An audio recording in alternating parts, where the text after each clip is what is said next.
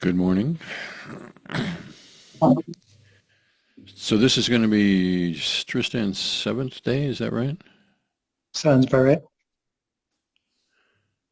And anything we should be talking about before we look at beeps? Not on my part. I don't think on my part as far as I can remember. So I'm ready to jump right in if everybody else is ready. All right. Let's do it. Beep one. As a matter of fact, am on the website Reddit. Um, I'm seeing the word and icon for the subreddit stalker. Um, I'm recognizing the familiar icon and the word, but there's no inner speech or voicing.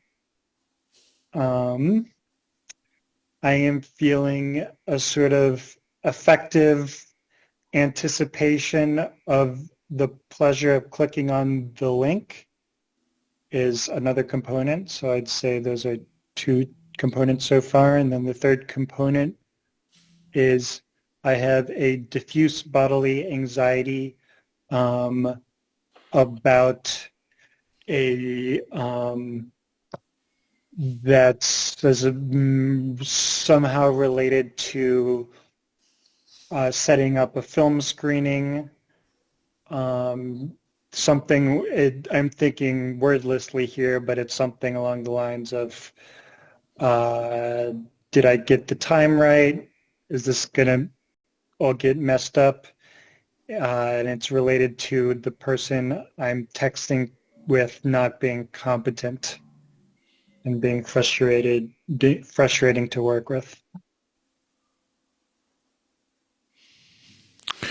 So in that account, are there three things basically going on in your experience? Seeing the icon and a pleasant anticipation of that, and diffuse bodily anxiety, or is it, I guess that's two things, and then the third thing, which I guess I'm not sure about, should we separate out the seeing of the icon and the pleasant expectation, or does that just seem like sort of one thing?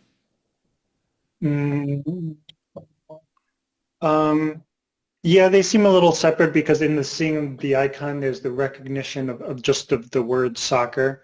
So this sort of like I'm recognizing this word. Um, yeah, I would separate those out. But again, who really knows?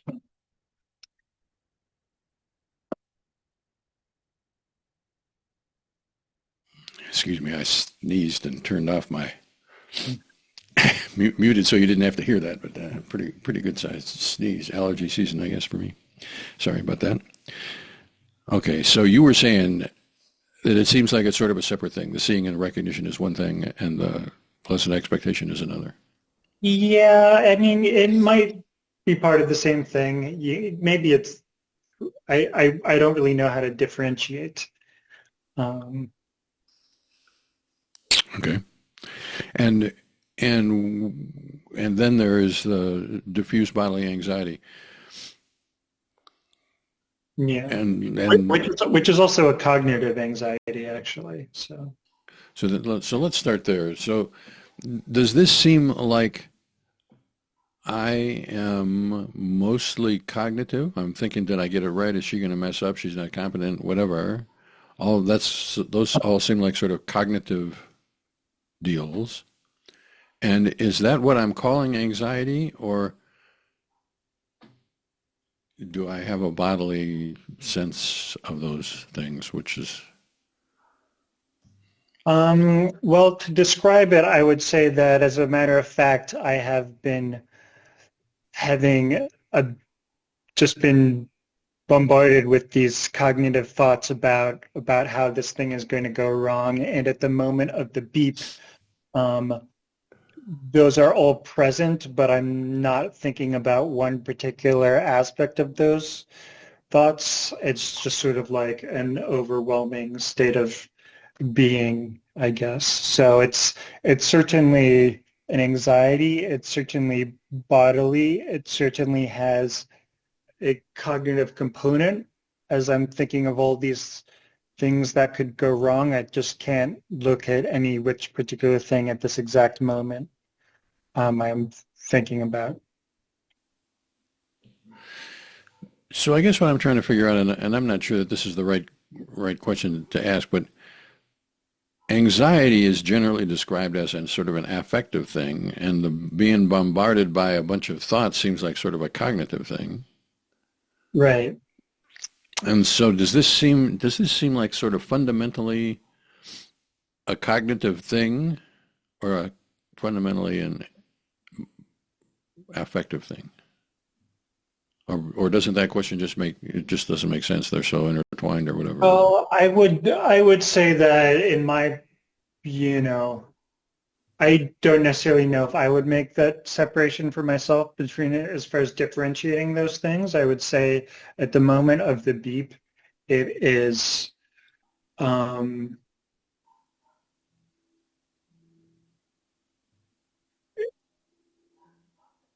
at the moment of the beep, it is maybe a little more on the affective than the cognitive realm, but I wouldn't necessarily make that separation. Does Okay. that make sense to you? I think so. I'm trying to sort it through, but so I think that helps us. And diffuse bodily, Right. what does that mean in this for this beep? Well, it just means that I think I've had enough anxiety in my samples at this point, right? This kind of also, I'll kind of say diffuse bodily anxiety for all of them. Um, is I would say at the moment of the beep, I wouldn't be able to locate the anxiety in one specific part of my body, but if you made me think about it, I would say I have pain in my stomach, I have pain in my neck, I have pain in my head, I have pain everywhere. But at the moment of the beep, I wouldn't say those particular bodily pains are at the footlight of my consciousness. But if you would ask me to locate where my feeling is, I would say that the feeling of stress is somehow, I feel a something in my stomach, I feel a something in my, if you asked me to locate it at that moment, I would point you towards specific places, but in the footlights of my consciousness, I just feel a diffuse bodily anxiety. So it's not fair to say it's not bodily. Right. It's not fair to say that it's specifically in any particular point of my body. Right. And it's not fair to say that it's not cognitive, but it's also not fair to say that it's just cognitive. Right. And so that makes it seem like the whole experience, this whole aspect of it is something like diffusely cognitive, diffusely bodily, diffusely. Yeah. It sounds right. Okay. Is that is my confusion of categories unusual for samples? Do you find that I'm resistant to being straightforward in my categorization? I don't think I don't think I'm smart enough to answer that question. I'd answer it if I could, but the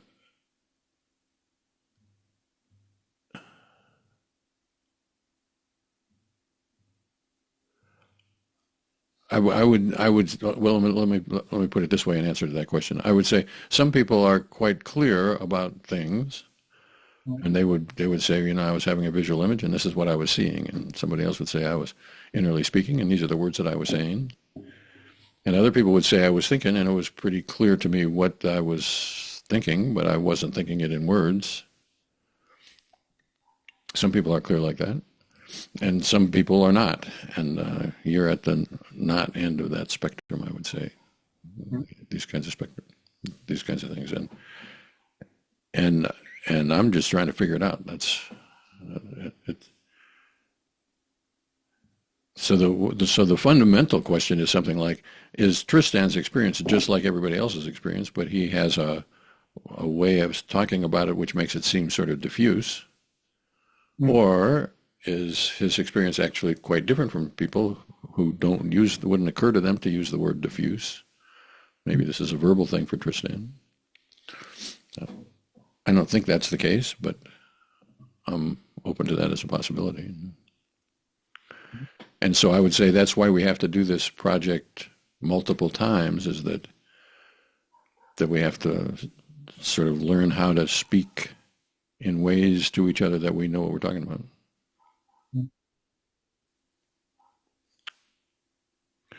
So so that's the second half. The first half of this was I'm seeing the word in the icon soccer of a subreddit.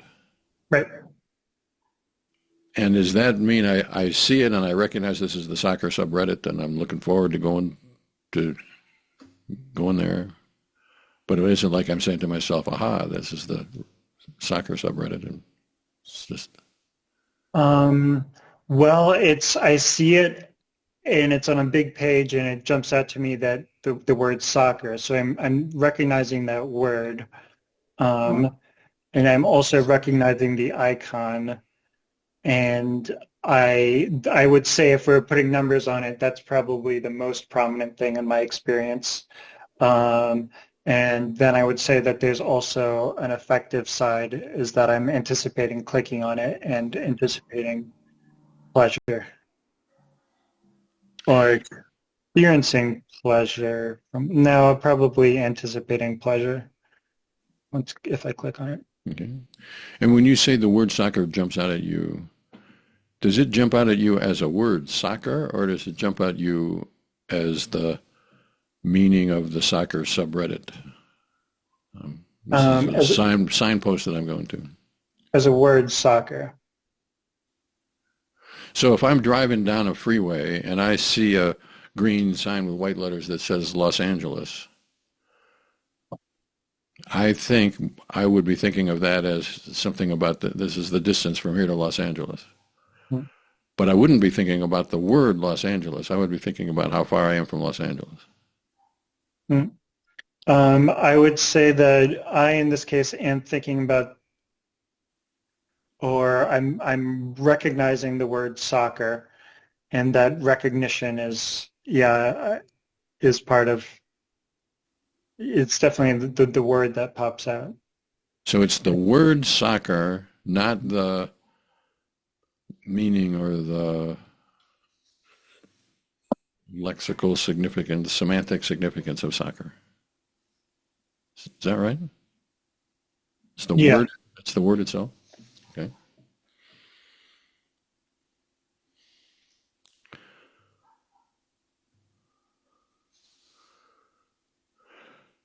Then I think I'm good about that. Amber, you have any additional questions? No, I think I feel good about that too. And I just wanted to, but I want to double check about the anticipation. This is like we said this is an affective emotional anticipation of pleasure, or this is an affective emotional pleasure? Anticipation of pleasure.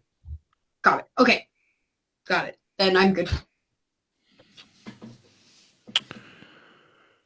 All right, number 2, which would be Amber's word. Amber's beep. Okay. I am in the process of reading what I have written, and am thinking about what to write. That's sort of just background. I'm looking at and recognizing the word interoception. And I'm simultaneously thinking about the phrase assuming a body.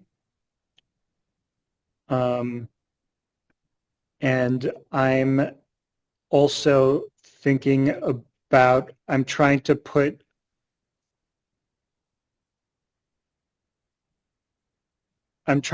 something into words, so I'm trying to summon the correct words.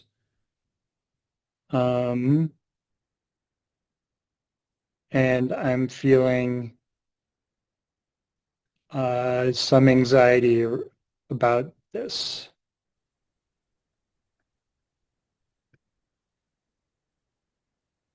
Okay.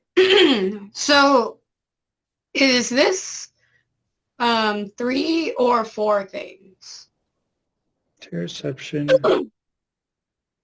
I hear the interoception, the assuming a body phrase thing, the trying to summon the words, and anxiety? Or is the anxiety and trying to summon the words one? I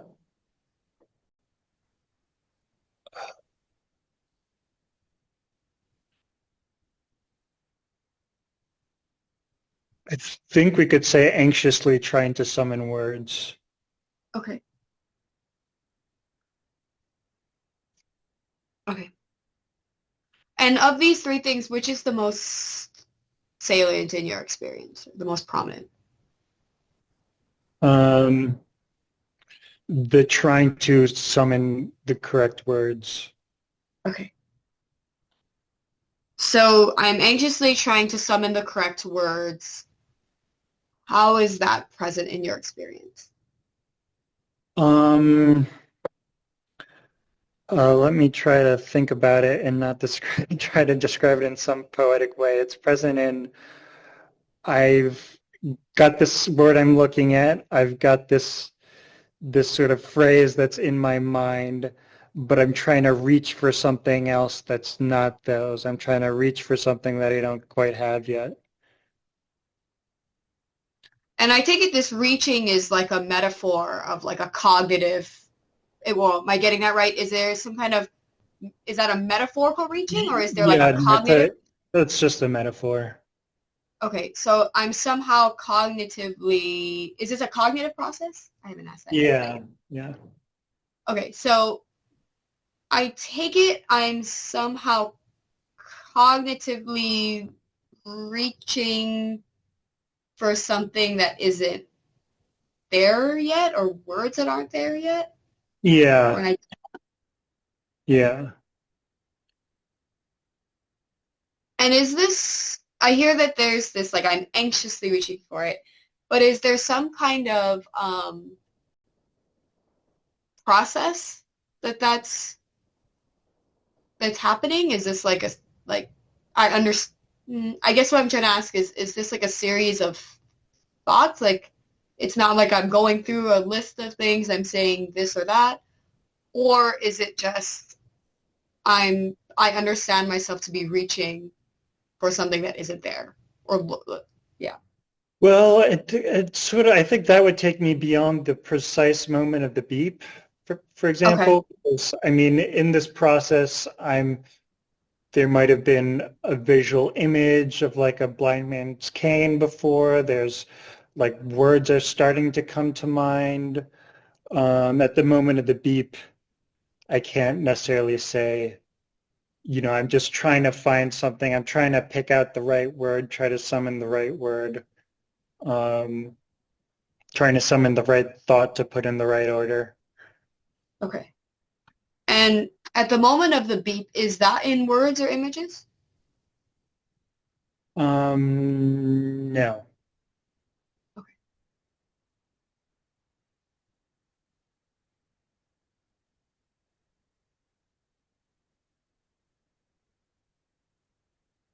Dr. Herbert, do you have any more questions about this part? You're muted.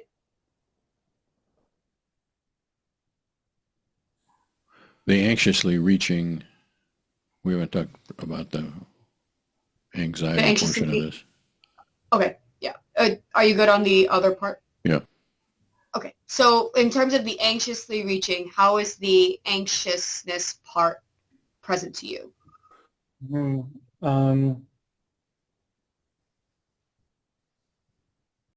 So that question made it a little more separate than I think it had to have been. Yeah. Maybe,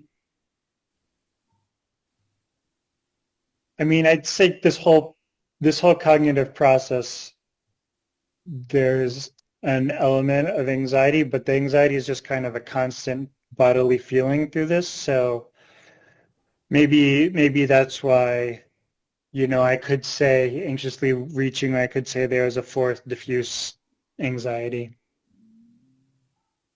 So I don't know. I feel like I could go either way on that. I would just say that there, you know, it's kind of hard for me to separate out the anxiety. And is it hard to separate it out, or is it sort of hard to feel it at all? It's like it seems like it's there, but can't really feel it. I mean, I could definitely feel it. And and how do you feel it? What does that mean? I definitely feel it. I'm not disbelieving you. I'm just trying to understand what. I'm guessing this is going to be in the diffuse anxiety, diffuse bodily situation. Yeah, And diffuse bodily anxiety. Yeah.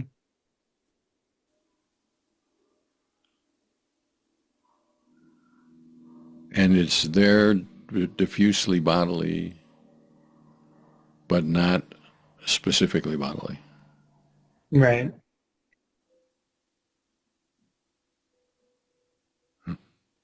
And and I guess I want to be clear that it's not the case that I understand myself, my self concept, my Tristan concept is I feel anxiety all the time, and therefore I must say at any given time, well, I'm anxious here too. No, it's not a self-concept. So it's a direct apprehension Hmm. of something which is so far more diffuse than we've been able to, or Right. we haven't been able to specify it any more specifically than to say diffusely bodily. Right. Okay.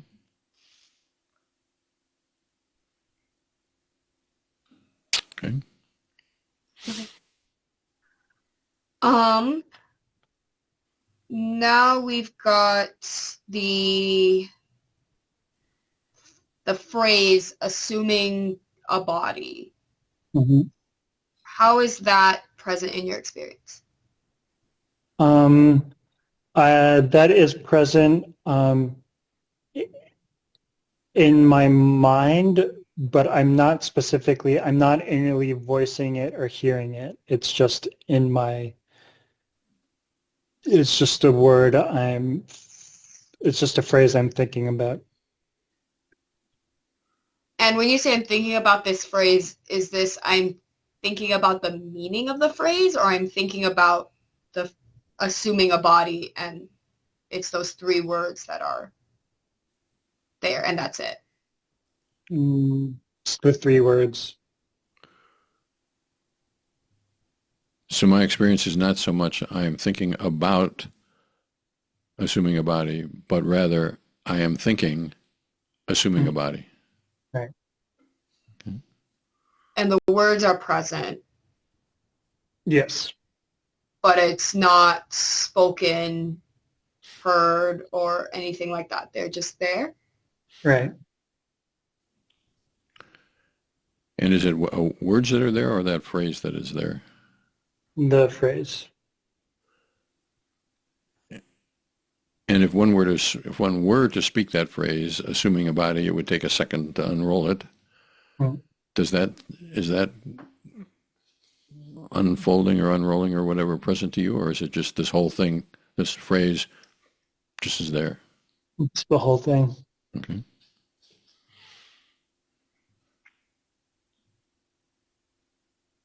And I'm good about that portion. Then there's the interoception portion. Okay, so now this looking and recognizing interoception, how is that present in your experience? I would say I'm visually recognizing it, and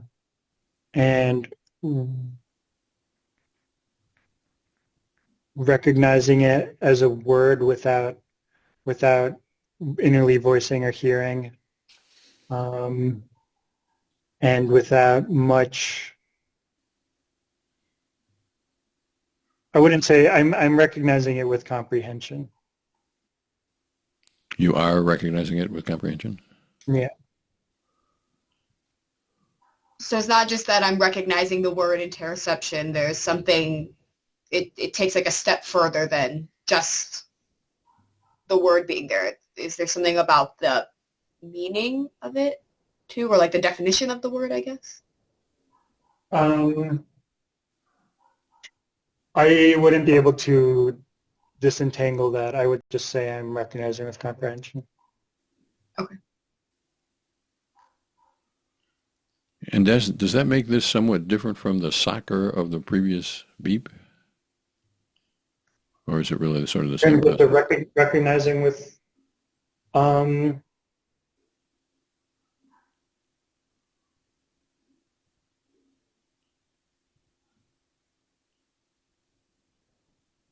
there's an element of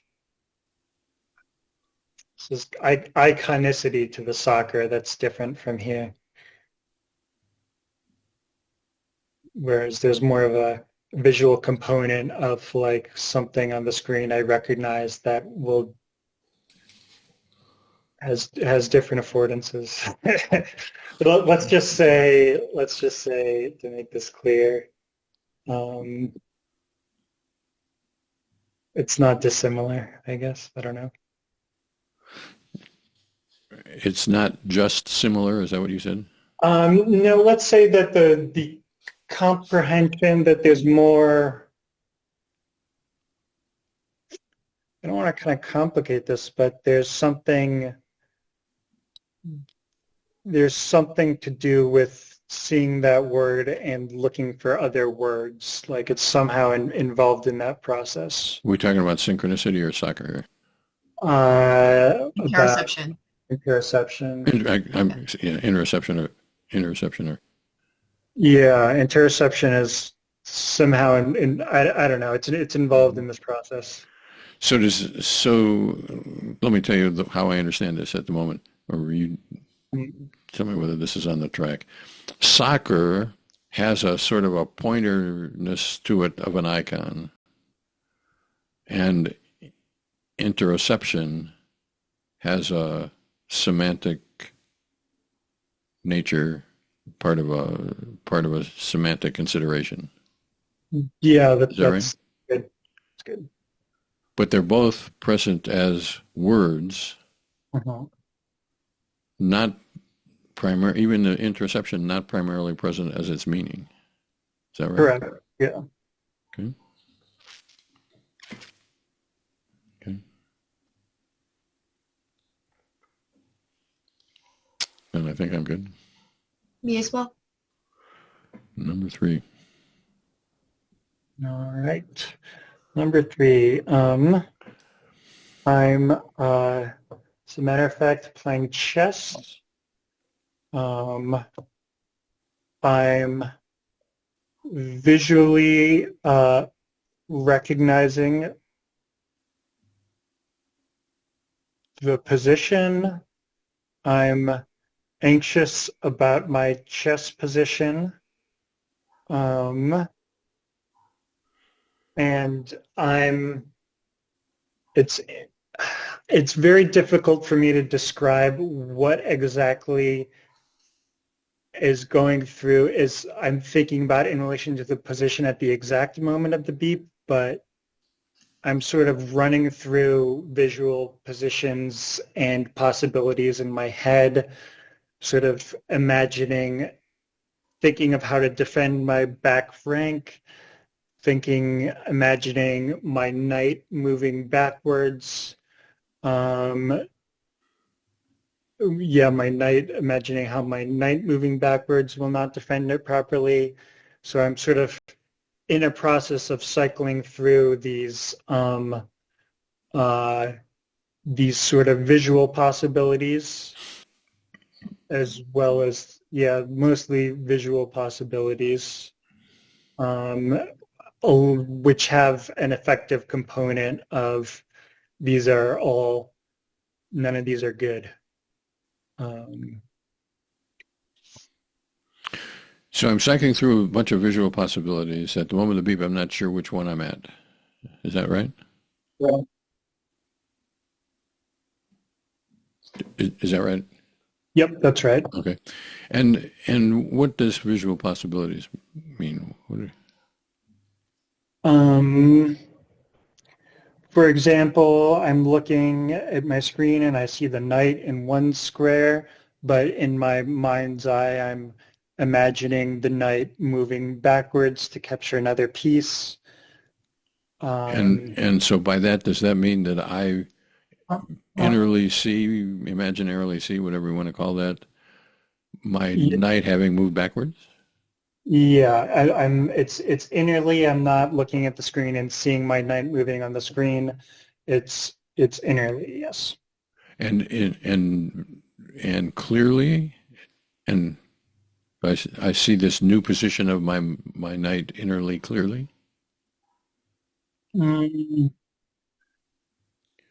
So let me back away from that question a little bit. So do I see just the knight, or do I see the board with the knight in this new position? Or doesn't that question even make sense? like I'm running through multiple possibilities at the same time. So Multiple visual possibilities? yes, And I would like to know what visual means in visual possibilities. that some are more visual and some are, well, let's just say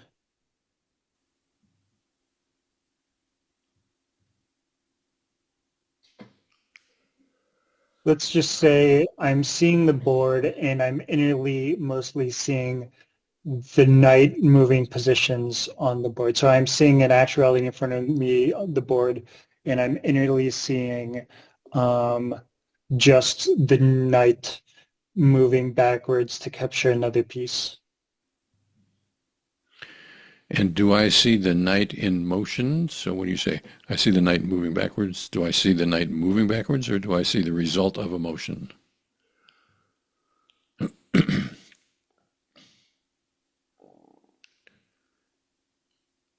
What I really want, maybe I should have just asked more directly. In this visual, in this inner visual experience that so far we've called inner visual, what exactly do you see? And so it could be that there is a hint of visualization somewhere that I recognize this as a knight having moved, or it could be that I see the new fragment of the board. I see the board with the knight on it. I see it clearly in the black squares and the white squares or whatever, or neither one of those things. It's that in my, I innerly see, um, I innerly see the knight. Um, I see its move from one chess piece to another. From one square to another. And do I, when you say I see the knight, what is what is that exactly? Does that mean?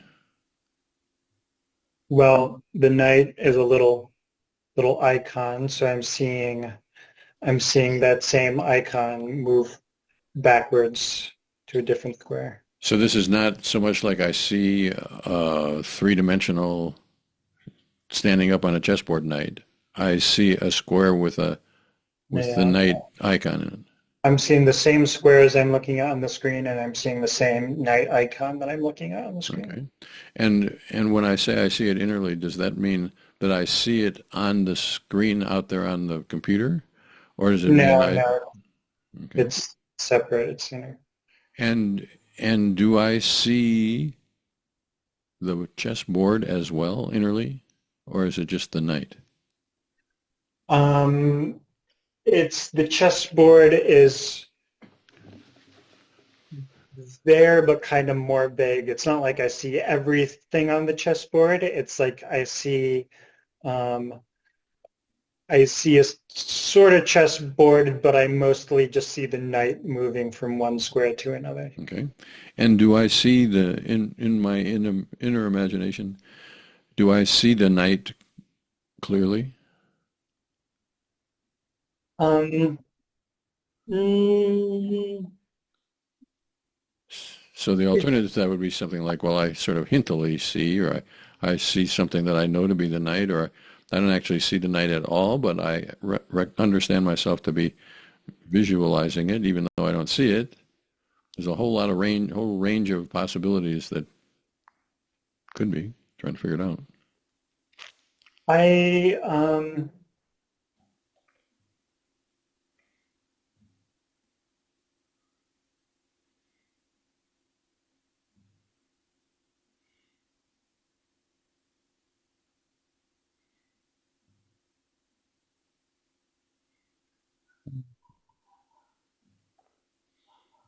I see it's sort of semi-clear. And what Okay, is, it's sort of mm,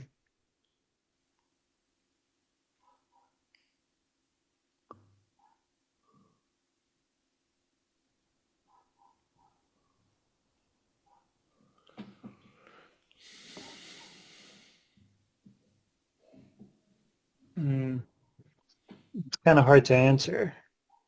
so I'm totally capable of answering questions that are not possible to answer. So I recognize that's part of the game that we're playing here. Let's just say of uncertain clarity for now.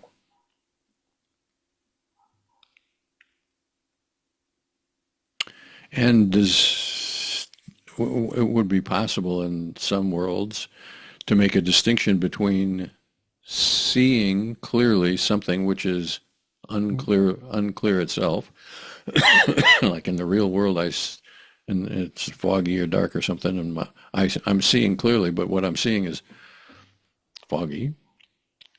Or it could be that the seeing itself is just not clear. It's not quite clear how much of the night itself I'm seeing. Um,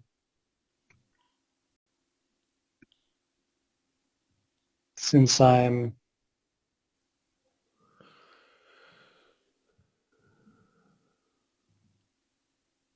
since it seems I'm cycling so quick through different possibilities.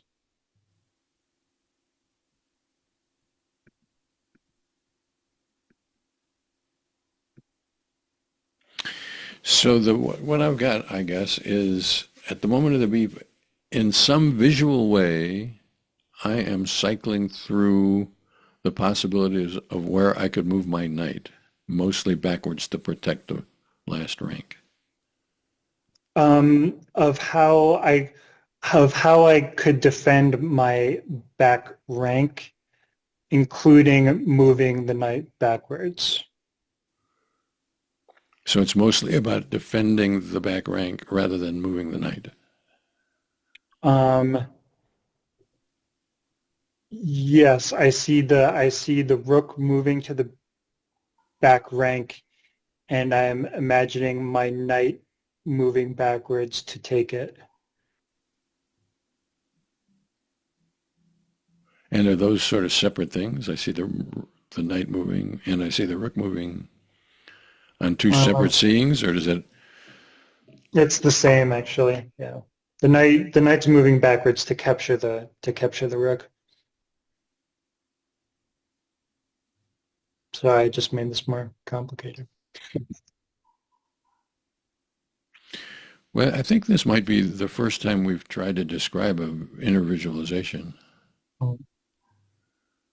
Right. And what we're discovering is that there's some polishing of the technique to Yeah, I think there on might each have side. been one or two others, but I guess not too many.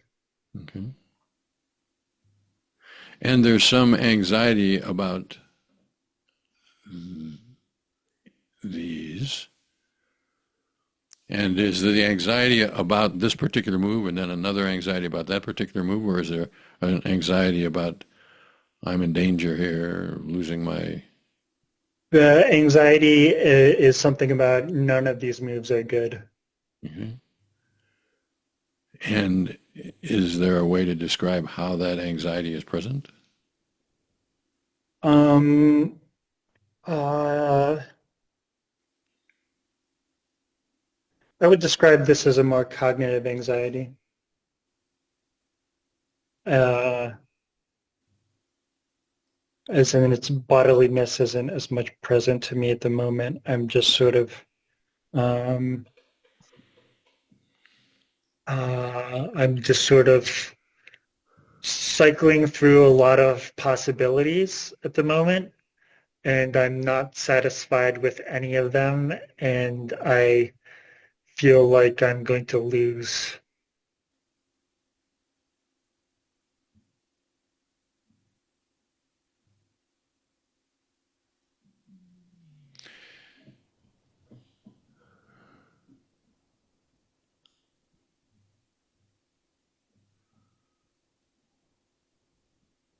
So what makes this job difficult, possibly impossible, certainly interesting, is to try to determine what we mean by all these things.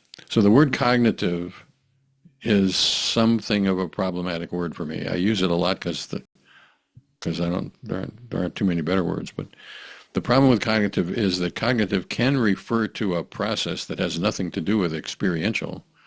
That's the way some cognitive psychologists use the term mostly all the time. They're referring to some analytical process that takes place in some number of billions of neurons outside of awareness. And then there's cognitive, as we sometimes use the word, that where we understand ourselves to be experientially engaging in a analytical kind of a process. So that meaning of cognitive is definitely experiential.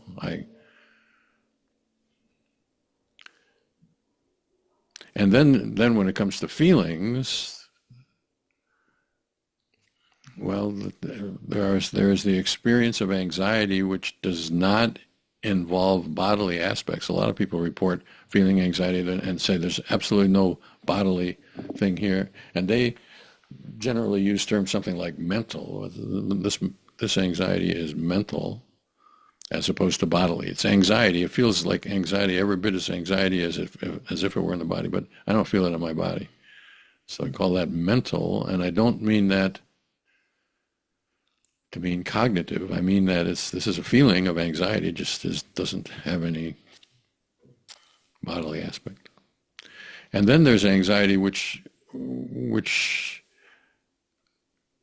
it seems like it's possible that, and in some of your situations, that what I actually do is I experience a series of quickly moving, non-satisfying mental thoughts. This is a cognitive, directly experienced thought, and then another cognitive, directly experienced thought, and then another cognitively experienced thought in a sequence or a swirl or an overlapping or a combination or a simultaneity or something. All these things are mostly cognitive, and that feels like anxiety to me. Um,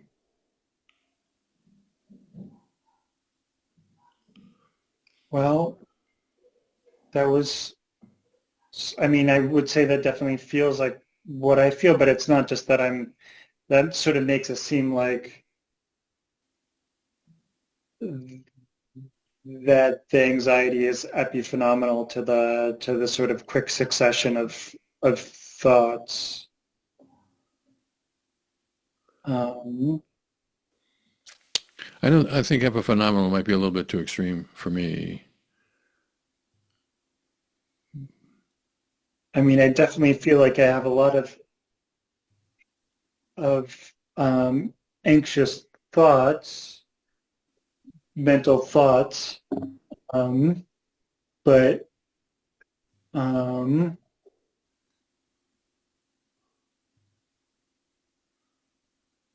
wait. So let's be beyond theorizing about how this could work. So what parts about my experience do you want me to be more clear about or provide insight on right now?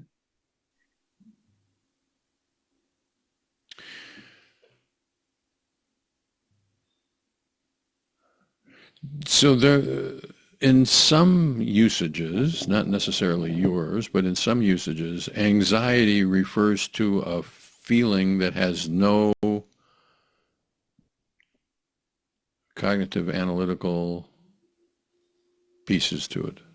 Mm. I feel anxious. It's sort of a free-floating thing. I feel anxious. It's not like I'm thinking about something, but I don't experience myself as thinking about something, but I do experience myself as feeling anxious. And I I haven't heard you say that, I think. What I've heard you say is something like, I'm thinking about this and I'm thinking about that and I'm thinking about this other. And maybe the same thing, maybe related.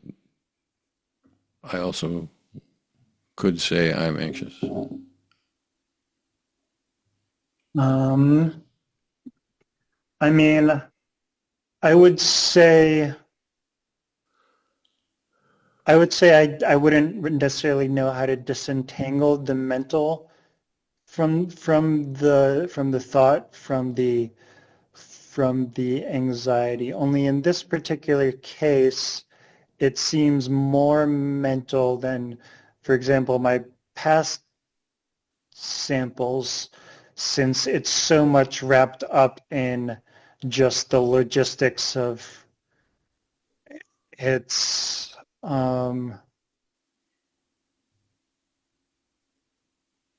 yeah, this is the one example where I would less focus on the bodily. I mean, I think even when they're bodily, it's mental as well. Um, but this is just more. I'm anxiously.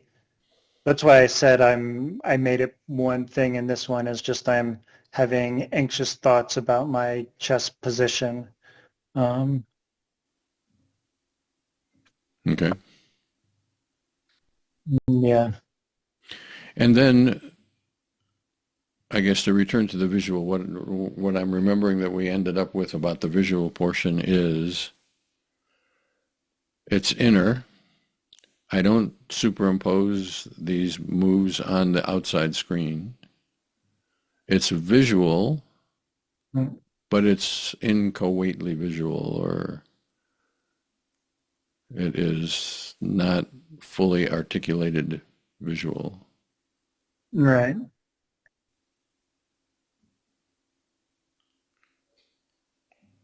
That sounds good to me. Yeah. Okay.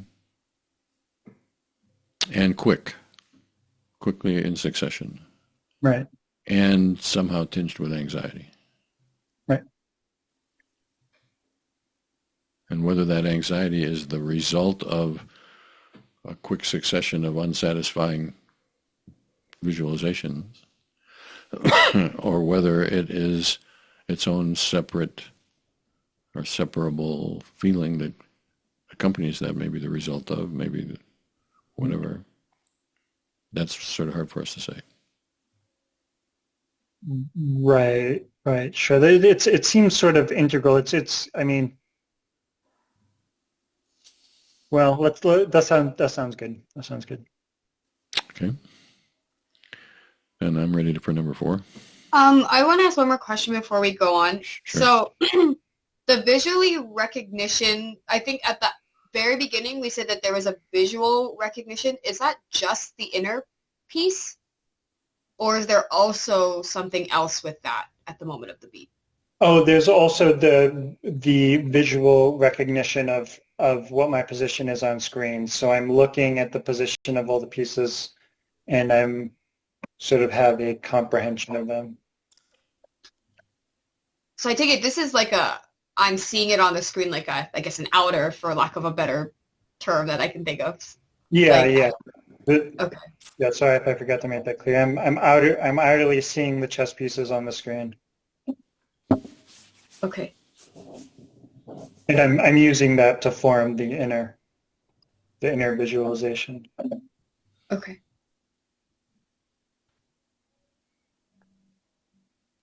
And when you say recognizing my position, does that mean that they are focused on any particular piece, or like focused on the formation of my pieces or something like that? Or is that just a way of saying I'm seeing it? I'm seeing it. Okay. Then I'm good, unless you have any more questions. I'm good. Number 4. Okay. All right. Well, we don't have that much time for 4, I guess. I guess we could give it a go. I'm just tired. Okay, so I'm as a matter of fact, So we could, we could call it a day if you like, or we got 7 more minutes in our hour, but we don't have to go the whole hour. um, let's call it a day Okay. if you're Then fine with it. I'm fine with that. So shall we figure out when we're going to do this again? Sure.